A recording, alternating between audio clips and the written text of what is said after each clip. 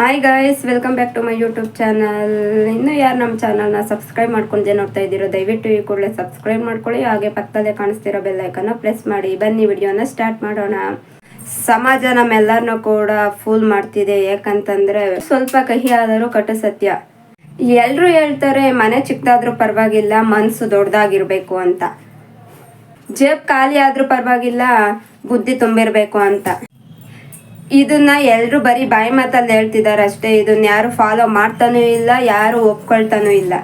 ಆದ್ರೆ ಎಲ್ಲರೂ ಕೂಡ ನಮ್ಮನ್ನ ಜಡ್ಜ್ ಮಾಡೋದು ನಮ್ಮ ಮನೆ, ನಮ್ಮ ಕಾರು, ನಮ್ಮ ಬೈಕು, ನಮ್ಮ ಬ್ಯಾಂಕ್ ಬ್ಯಾಲೆನ್ಸ್ ಎಷ್ಟಿದೆ, ನಮ್ಮ ಮನೆ ದೊಡ್ಡದಾಗಿದೆಯಾ ಅಂತ ಹೇಳ್ಬಿಟ್ಟೆ ನಮ್ಮನ್ನೆಲ್ಲರೂ ಜಡ್ಜ್ ಮಾಡೋದು. ಯಾಕಂದ್ರೆ ಎಲ್ಲರೂ ನಮ್ಗೆ ನಮ್ಮ ಮನೆ ಎಷ್ಟು ದೊಡ್ಡದಾಗಿದೆ, ನಮ್ಮ ಬಂಗ್ಲೆ ಇದೆಯಾ, ನಮ್ಮ ಕಾರು, ನಮ್ಮ ಬೈಕು, ನಮ್ಮ ಬ್ಯಾಂಕ್ ಬ್ಯಾಲೆನ್ಸ್ ಎಷ್ಟಿದೆ ಅನ್ನೋದ್ರ ಮೇಲೆ ನಮ್ಗೆ ಗೌರವ ಕೊಡ್ತಾರೆ.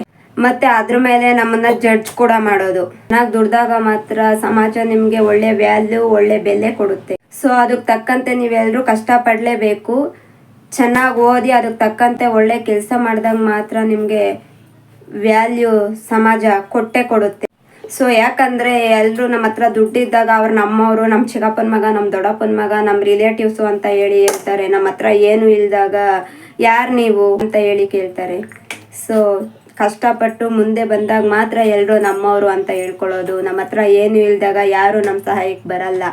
ಬಟ್ ನಾವೇನಾದರೂ ಒಂದು ಒಳ್ಳೆ ಗುರಿ ರೀಚ್ ಆದಮೇಲೆ ಹೇಳ್ತಾರೆ, ಓ ಇವ್ರು ನಮ್ಮವರು ಅಂತ ಹೇಳ್ಬಿಟ್ಟು. ಅದಕ್ಕೆ ನೀವೆಲ್ಲರೂ ಕಷ್ಟಪಟ್ಟು ಚೆನ್ನಾಗಿ ಓದಿ ಚೆನ್ನಾಗಿ ಮುಂದೆ ಬಂದು ಅವ್ರ ಮುಂದೆ ನೀವೇನು ಅಂತ ಪ್ರೂವ್ ಮಾಡ್ಕೋಬೇಕು.